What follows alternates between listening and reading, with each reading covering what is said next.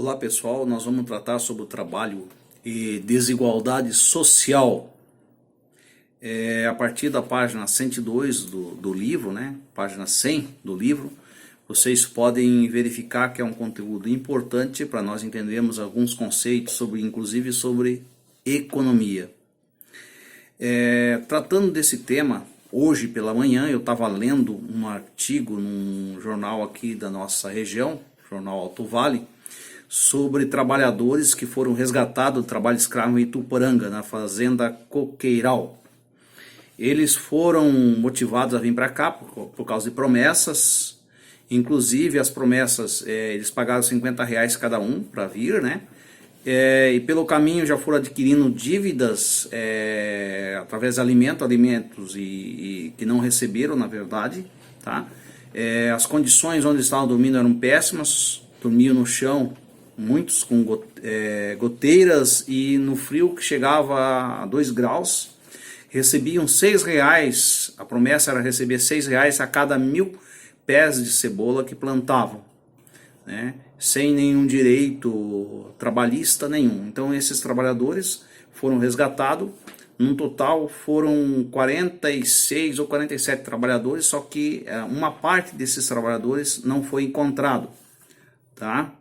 Então, para vocês terem ideia que o trabalho escravo ainda existe, e calcula-se, a Organização Internacional do Trabalho calcula que existam em torno de 25 a 40 mil trabalhadores em situação análoga ao trabalho escravo no Brasil. Então, temos essa complicação, né? E isso é motivado muitas vezes pela ambição, né, de muitos proprietários de terra ou empresários que querem ganhar dinheiro fácil, sem olhar a questão da dignidade humana na nossa sociedade. Mas vamos entender um pouquinho sobre as questões relacionadas ao trabalho e à desigualdade social na atualidade. Tem um diretor suíço, conhecido por Stephanie Brassey. Ele produziu um documentário sobre o trabalho escravo no Brasil, especialmente no Pará. O nome desse documentário é A Lenda da Terra Dourada. Quem puder assistir, poderá assistir, né? Deverá assistir. Tem também alguns conceitos que devemos entender sobre economia, quando vocês lidar com economia. Economia estuda um conjunto de indivíduos que vivem na sociedade e que produzem e distribuem e consomem produtos e serviços, né? Bens são produtos, serviços são geralmente, por exemplo, eu estou trabalhando dando uma aula, eu estou produzindo um serviço. E força do trabalho precisa, para transformar a natureza, a força física ou intelectual, né, é o que nós conhecemos por trabalho. Instrumentos de produção são geralmente aquilo que nós precisamos utilizar, desde uma enxada até um trator, né, uma máquina para produzir a riqueza. Meios de produção inclui também instrumentos de produção. E relações de produção, a forma que acontece esse trabalho e a forma que está distribuído esses meios de produção e as forças de produção, que é o trabalho. Como acontece essa relação entre trabalho e capital. Desigualdades sociais, como que elas surgiram, como que se destacaram grupos sociais dominantes na sociedade, tá? São temas que nós vamos analisar então nesse vídeo.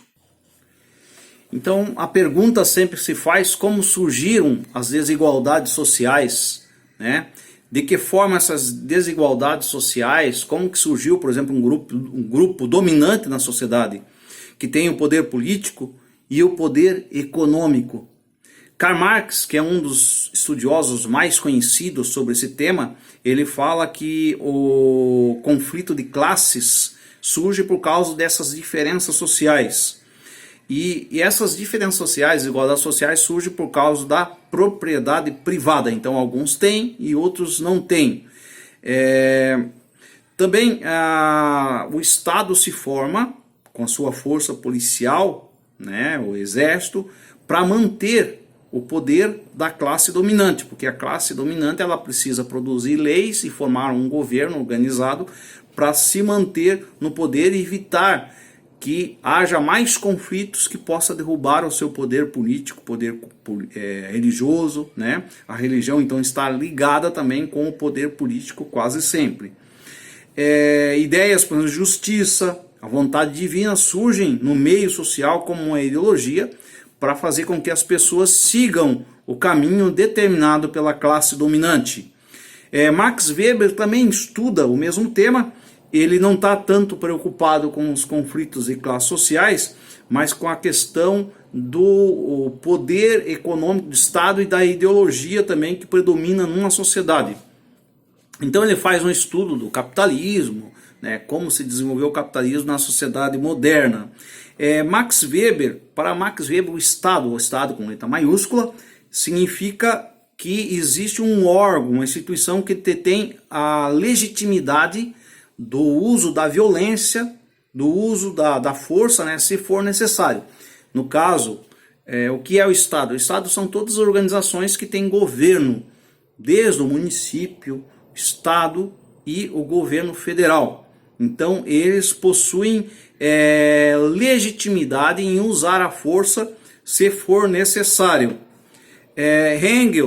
Engels, que era um colega parceiro de Karl Marx, ele também faz abordagem em seus livros, né, e trata o Estado como um poder acima da sociedade para amortecer os choques de classes sociais.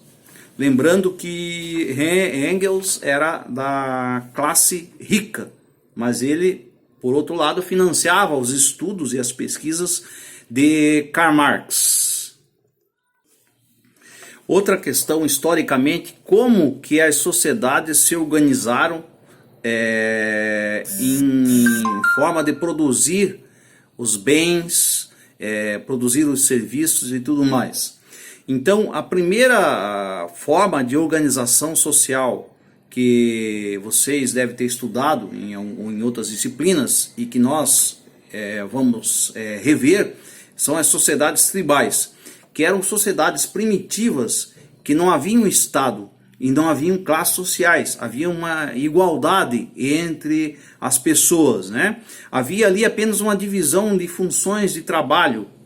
Os homens, por exemplo, estavam encarregados mais numa atividade e as mulheres em outra atividade. Então não havia essas diferenças sociais. Então esse tipo de sociedade é tratada como atrasado. Não, ao contrário. Se você analisar a igualdade social que havia entre eles, é um passo muito importante. E que o problema da desigualdade vai surgir mais tarde com a questão da propriedade privada, quando alguém começou a colocar uma cerca e dizer, não, esse aqui é meu, se apropriando das terras mais férteis e utilizando outros para trabalhar para eles como trabalho escravo, por exemplo. E as sociedades escravistas também é um tipo de sociedade, principalmente ocidental, que se destacam na sociedade grega e romana. Então utilizavam o trabalho escravo, ou se tornavam escravo por dívidas, ou prisioneiros de guerra tornavam escravo, e mantinham uma elite, uma classe dominante, né, que poderia filosofar, podia praticar política, enfim, né? Era a nobreza que se mantinha através do trabalho de outras pessoas, né? Vejam bem, sempre a ideia, o que produz a riqueza ao trabalho, né, é necessário para que você tenha uma vida boa, uma vida farta e uma vida confortável, é necessário que você se utilize do trabalho de outras pessoas, né? Então algumas pessoas têm que ter uma dedicação mais integral, né, e mais sacrifício para que outros tenham privilégio. Essa é a lógica que existe. Hoje em dia poderíamos até fazer um debate. Devido à mecanização e utilização de máquinas, da automação, seria possível uma sociedade com mais conforto, menos pobreza, e que as pessoas pudessem se dedicar mais à arte, à filosofia, à música, enfim, ao lazer, né, outras atividades que pudessem ser mais produtivas intelectualmente? Poderíamos estar colocando isso, né? Também diante do fato da necessidade do trabalho, já que as máquinas hoje podem estar substituindo esse trabalho que estamos tratando nesse momento. E existe também as sociedades orientais ou asiáticas, que o Estado, que é a classe dominante, né, as classes dominantes, aqueles grupos dominantes, tomavam o poder e utilizavam do trabalho a maioria da população, como servos, por exemplo, para trabalharem para eles e entregarem parte da produção para esses grupos. Essas sociedades orientais era muito comum na parte mais oriental, Oriente Médio, China, mas também na América, com os incas, com os astecas e outros povos que foram encontrados civilizações aqui, como vocês sabem, bem adiantadas. Então, na sociedade, e a sociedade feudal também conhecida, outro tipo de sociedade, modo de produção feudal, tá? Que o poder provém da terra. A nobreza era grande proprietárias de terra, né, detinham grande quantidade de terra, e os servos estavam presos nessa terra, deviam obrigação a essa nobreza, e trabalhavam, entregavam parte da produção para essa nobreza. Então, ou chamado também de aristocracia. A partir do século XIII, então começou a haver o desenvolvimento comercial na Europa e surgiu uma nova classe, que é a burguesia, que eram os comerciantes, que passaram a disputar poder e fazer alianças com os reis, formando estados nacionais, e os reis interessados em adquirir mais impostos e lucro em cima disso, passaram a financiar então esses grupos burgueses, que passaram a adquirir cada vez mais poder. Então, a partir do século XVII, século XVIII, começam a haver conflitos, tá? Mais acirrados, principalmente com as ideias no início da Revolução Francesa, conflitos e revoluções chamadas revoluções burguesas.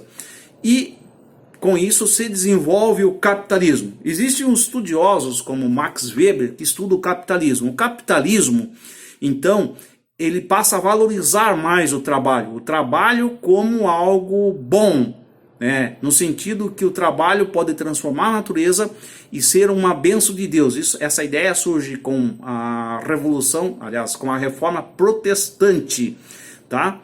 E com as ideias iluministas também, porque a noção de trabalho tradicional provém da antiguidade, que vinha do termo tripalium, que significa era um instrumento de tortura, tá? Então, como instrumento de tortura, o trabalho era algo indigno, atribuído apenas para servos, para pessoas, escravos, né? E o trabalho intelectual, esse sim, pertencia à nobreza, ou aristocracia, né? E tudo mais. Então, o conflito entre burgueses e aristocracia gerou o capitalismo que temos hoje. E quando falamos em classes sociais, nós estamos falando de classes sociais, geralmente se costuma falar classe baixa, classe média, classe alta, mas existem outras classificações, né? Estamos tratando de alguns temas importantes, que é a chamada mobilidade social. O que é a chamada mobilidade social? Que significa que pode haver uma mudança de classe social. Classe baixa pode passar para classe média, média para classe alta, ou vice-versa. Sabemos que no Brasil existem pesquisas que o filho de um trabalhador que não é especializado, que não tem uma boa renda, possui 133 vezes menos chance de subir em classe social, ter essa mobilidade, que alguém que é filho de um trabalhador que tem uma profissão definida, uma profissão especializada. Por exemplo, o filho do médico tem possibilidade de ascender socialmente muito mais que um trabalhador braçal que não tem uma especialização em nossa sociedade. E se for colocar outros problemas que nós sabemos que existem na sociedade, por exemplo, a questão de ser negro, de ser mulher, cada vez vai colocando mais barreira e dificultando o acesso dessa pessoa, mobilidade social. Por isso que a mobilidade social apenas é um sonho para a maior parte, 99% das pessoas na sociedade. quem nasce pobre, infelizmente, a tendência é ser pobre, a não ser que haja investimento na educação, no ensino, essa pessoa possa estudar, né, e se promover. Então, a melhor forma de ascender socialmente, de acontecer essa mobilidade, é estudando, tá? É se preparando. Então, está aí um convite a vocês a estudar, que vocês vão poder, né, ascender socialmente. Eu falo por mim, como filho de agricultor, eu pude dar um pouco de passo na minha vida e ascender socialmente, sendo um professor que não ganha muita coisa, mas graças ao estudo, porque eu estudei. Então, olhando na questão social hoje no Brasil, existe ainda uma tradição da escravidão, que foram 120 e poucos anos atrás que aconteceu a escravidão, que era permitida a escravidão no Brasil, né? Vejam que o processo não é linear. Não, escravidão na Idade Antiga, depois sistema feudal, depois capitalismo. Não, o Brasil teve escravidão misturado com capitalismo, porque os escravos trabalhavam nas grandes fazendas para produzir na grande setor açucareiro para vender para fora, para alguns ganhar dinheiro. Então o capitalismo hoje é meio disfarçado, a pessoa ganha muito pouco, né? Sobrevive mal, muitas vezes tem que pagar aluguel, mas não tem uma boa renda. Por quê? É um sistema que acumula, né? Acumula riqueza. Será que é esse tipo de sociedade que nós queremos? Então, quando algumas pessoas passam no Brasil, que alguns anos para cá teve umas mudanças, tipo de 20 anos para cá, na sociedade, algumas pessoas passaram a frequentar universidades que nunca frequentavam, né? Negros, vou dar um exemplo. E também passaram a frequentar aeroportos, restaurantes, passaram também a ser mal vistos por algumas pessoas da classe média tradicional, ou classe média alta, né, que não gostaram muito dessas mudanças sociais. Para ele, o pobre, para alguns, né, nem todos, né, o pobre só é bom, né, o pobre só é aceitável quando ele fica no seu lugar, quando ele passa a tomar o lugar dos seus filhos na universidade, passa a tomar o seu lugar no restaurante ou no aeroporto, aí já dificulta, começa a causar um certo espanto social, né? Uma certa rejeição devido. Então, eu já assisti filmes norte-americanos também que tratam a questão do negro na sociedade, né? Das conquistas do negro, mas quando o negro ele passa a ter uma conquista econômica, social, ele passa também a ser rejeitado na sociedade e ser mal visto. Por quê? Porque se ele continuasse na sua situação social original e não tomasse o espaço do branco tradicional, ele não seria odiado. Mas como ele está ocupando espaços que não deveriam ser dele, entre aspas, né, ele passa a ser mal visto. Então, que tipo de sociedade nós queremos e que pensamos, né, uma sociedade diferente ou uma sociedade desigual? Será que nós pensamos com a cabeça do rico ou com a cabeça do trabalhador pobre que precisa produzir, que é a maior parte da população brasileira, né? Então é para vocês pensarem, refletirem e responderem essas questões que nós teremos avaliação futuramente, né, na próxima semana. Tá, pessoal? Valeu, um abraço.